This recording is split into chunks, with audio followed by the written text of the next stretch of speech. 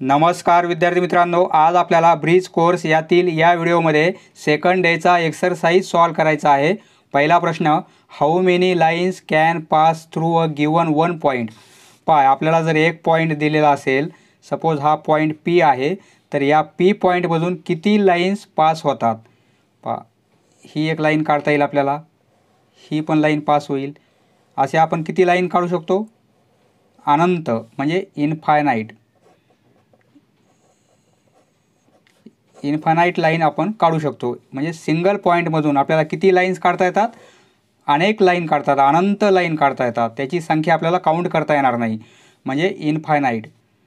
येथे लिहिणार आपण infinite lines can pass through a given one point. दुसरा प्रश्न, how many lines can pass through two distinct point. आता इथे एक पॉईंट होता, आता इथे दोन पॉईंट। पहा, दोन पॉईंटमधून, दोन वेगवेगळ्या पॉईंटमधून आपण किती लाईन्स काढू शकतो? पहा, दोन्ही पॉईंटमधून पास होणाऱ्या किती लाईन्स आपल्याला काढता येतील? पहा, हा एक पॉईंट सपोज ए आहे आणि हा पॉईंट बी आहे। एकच लाईन काढता येते आपल्याला, बरोबर आहे। दुसरी जर का आपण काढली लाईन, सपोज ही एक लाईन काढली बीमधून, तर ही स्ट्रेट जाईल, एमधून पास होणार नाही। त्यामुळे दोन वेगवेगळ्या पॉईंटमधून आपल्याला फक्त एक आणि एकच लाईन काढता येते, बरोबर आहे। आणि एका पॉईंटमधून आपण किती लाईन्स काढू शकतो? याचा आन्सर काय येईल? How many lines can pass through two distinct point. दोन वेगवेगळ्या पॉईंटमधून आपण वन अँड ओनली वन, याचा आन्सर कसं लिहिणार आपण? वन अँड ओनली वन, एक आणि एकच रेषा आपण काढू शकतो। तिसरा प्रश्न, how many planes will be there containing a line. एक लाईन, सपोज ही लाईन आहे, अँड अ पॉईंट, आणि एक पॉईंट आहे, तर यामधून किती प्लेन्स पास होतील? पहा, एक आणि एकच प्लेन पास होईल, बरोबर आहे। सपोज हा व्हाईट पेपर म्हणजे काय? प्लेन आहे, यावर आपण लाईन काढलेली आहे आणि पॉईंट काढलेला आहे, म्हणजे एक आणि एकच प्लेन पास होते। याचा आन्सर काय लिहिणार आपण? One and only one plane. पहा, तिसऱ्याचा आन्सर पण आपण ह्या दुसऱ्या प्रश्नाप्रमाणेच लिहिणार। याचा आन्सर लिहिणार one and only one plane, फक्त एकच प्लेन पास होईल। पहा, तिसऱ्या प्रश्नाचा आन्सर हे आहे, दुसऱ्या प्रश्नाचा आन्सर सेम आहे, फक्त इथे प्लेन आहे आणि येथे लाईन आहे, one and only one line. येथे one and only one plane, तिसऱ्याचा आन्सर आपण काढलेला आहे। चौथा प्रश्न, it is possible that three points are coplanar. पहा, तीन पॉईंट आपण काढले, suppose A point, B point आणि सी पॉईंट, हे कोप्लॅनर असतात का? म्हणजे एकाच प्लेनमध्ये असतात का? सपोज हा व्हाईट पेपर म्हणजे आपलं प्लेन आहे, या प्लेनवर आपण तीन पॉईंट काढलेले आहेत, म्हणजे कोप्लॅनर असतात, बरोबर आहे। म्हणजे पॉसिबल आहे का?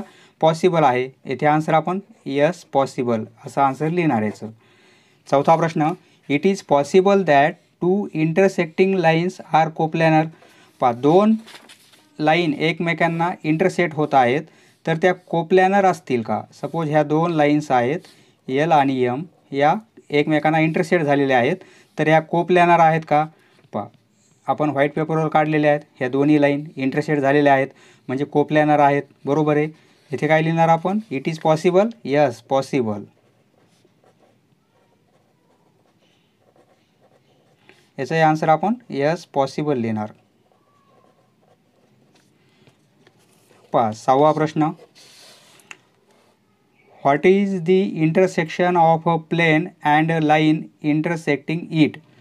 पहा, आता एक प्लेन आहे, प्लेन म्हणजे काय? सपोज हा व्हाईट पेपर म्हणजे प्लेन आहे, प्लेनच्या काय? ह्या सर्व साईड्स कंटिन्यू वाढत जात असतात, म्हणजे ही साईड एक्सटेंड होईल, ही साईड एक्सटेंड होईल, ही पण आणि ही पण। तर हा सपोज हा प्लेन आहे, तर प्लेन आणि एक लाईन, समजा हा पेन म्हणजे एक लाईन आहे, हे इंटरसेक्ट झाले, हा प्लेन आहे आणि ही लाईन आहे, हे इंटरसेक्ट झाले एकमेकांना। पहा, हा प्लेन आहे आणि ही लाईन आहे, सपोज इंटरसेक्ट झाले, तर यांचा इंटरसेक्शन काय होईल? एक पॉईंट होईल, बरोबर आहे। म्हणजे एका पॉईंटमध्ये इंटरसेक्ट होतील प्लेन आणि लाईन। आन्सर काय लिहिणार आपण? Intersect in a point. In a point. What is the intersection of two planes. पहा, दोन प्लेन असतील, सपोज हा एक प्लेन आहे आणि हा एक प्लेन आहे, हे दोन प्लेन एकमेकांना इंटरसेक्ट झाले तर काय होईल. पहा, हे दोन एकमेकांना इथे टच झालेले आहेत, बरोबर आहे. सपोज हे टच झाले तर साईड वाढत जातात, बरोबर आहे. म्हणजे येथे टच होणारी हे काय असेल, लाईन असेल, बरोबर आहे. ज्यावेळेस लाईन इंटरसेक्ट होते त्यावेळेस टच होणारा काय असतो, पॉईंट असतो. परंतु दोन प्लेन टच झाले तर काय होईल, हे दोन प्लेन टच होत आहेत म्हणजे काय, एक लाईन तयार होत आहे. आपण काय लिहिणार आन्सर, इंटरसेक्ट्स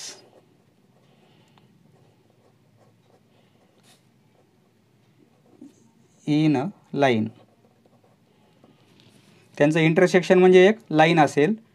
पहा दुसरा प्रश्न, on the number line points A B and C are such that. पहा, नंबर लाईनवर हे 3 पॉईंट आहेत ए बी सी, नंबर लाईनवर आहेत म्हणजे एका रेषेमध्ये आहेत, म्हणजे कसे आहेत, कोलिनियर आहेत, बरोबर आहे. सपोज हे 3 पॉईंट एका लाईनवर आहेत.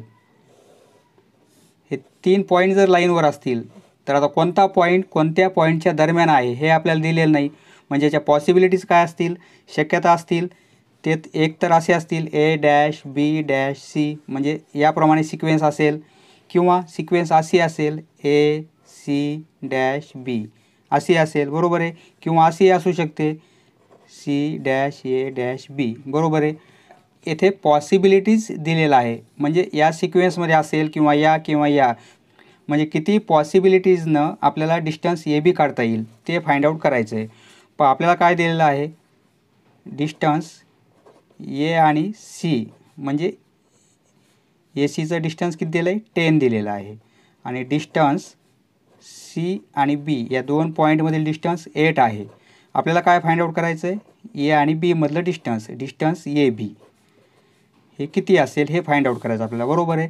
समजा ही शक्यता घेतली आपण, समजा पॉईंट आपले एका लाईनवर याप्रमाणे आहेत, या सिक्वेन्समध्ये आहेत ए बी सी.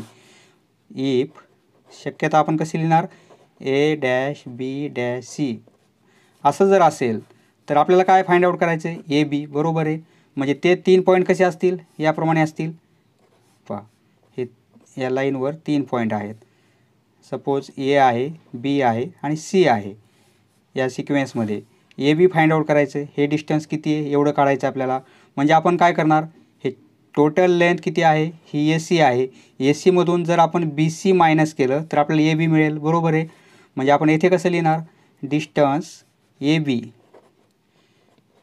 पहा, येथे डिस्टन्स लिहिलं तरी चालते, लेंथ लिहिलं तरी चालेल, परंतु distance between A to B हे किती असेल, distance between A to C, म्हणजे ए टू सी मायनस करावं लागेल आपल्याला डिस्टन्स बी सी, बरोबर आहे.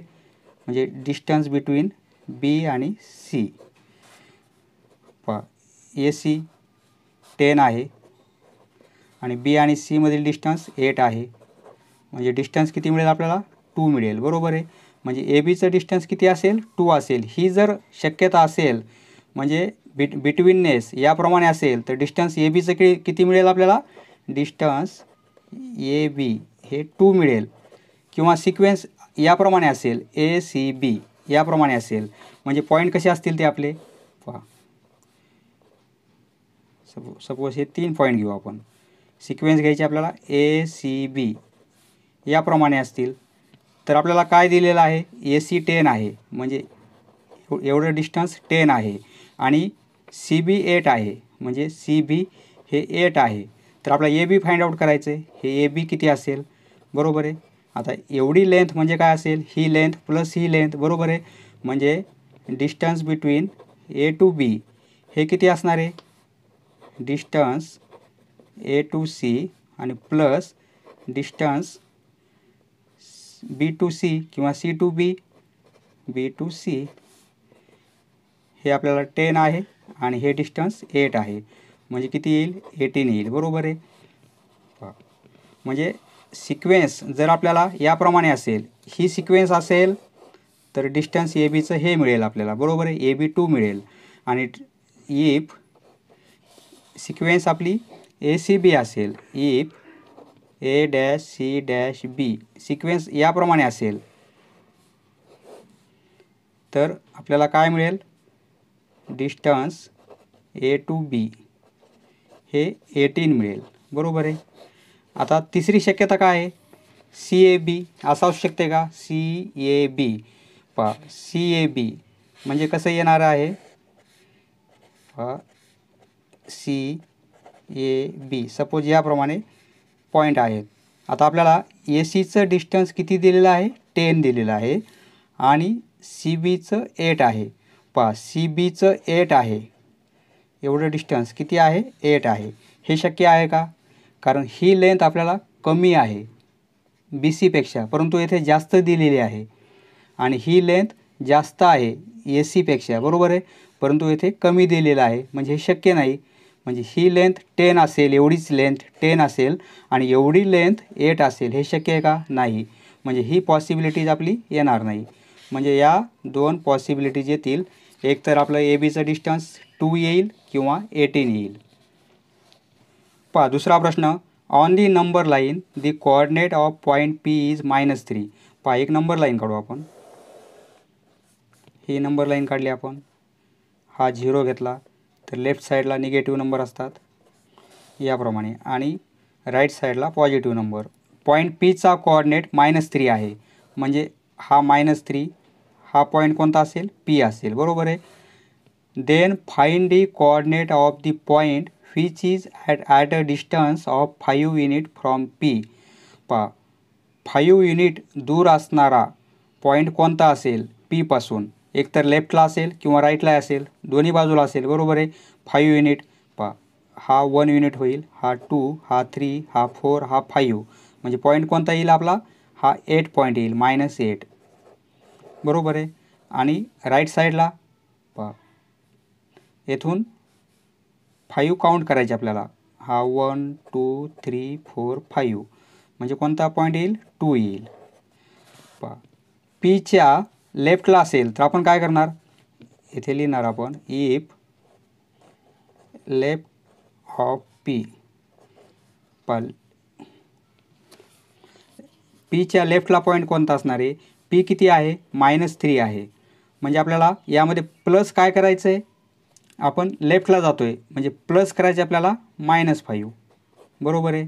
म्हणजे काय येईल, -3 -5 = -8, बरोबर आहे. पहा इफ राईट ऑफ P, Pच्या राईटला जर पॉईंट असेल तर तो पॉईंट कोणता असणार आहे, पहा Pच्या राईटला, Pचा कोऑर्डिनेट किती आहे, -3 आहे, त्याच्या राईटला जातो आहे आपण, म्हणजे प्लसलाच जातो आहे, बरोबर आहे. राईटला कसे नंबर असतात, प्लस असतात, म्हणजे +5. पहा लेफ्टला असल्यामुळे आपण -5 केलेला आहे आणि राईटला असल्यामुळे +5 केलेला आहे. पहा हा पॉईंट कोणता येईल, -3, हे +5 होईल, 5 - 3 म्हणजे 2, बरोबर आहे. पहा Pच्या 5 घरे मागे म्हणजे काय येईल, -8 आणि Pच्या 5 घरं पुढे म्हणजे काय, +2 येईल, बरोबर आहे. P पासून 5 युनिट अंतरावर कोणते पॉईंट असतील, एकतर 2 पॉईंट असेल किंवा -8 असेल. याप्रमाणे सेकंड डेचा एक्सरसाइज आपण सॉल्व केलेला आहे. समजलं मित्रांनो, धन्यवाद. पुढचा व्हिडिओ पाहण्यासाठी चॅनल सबस्क्राईब करा. धन्यवाद.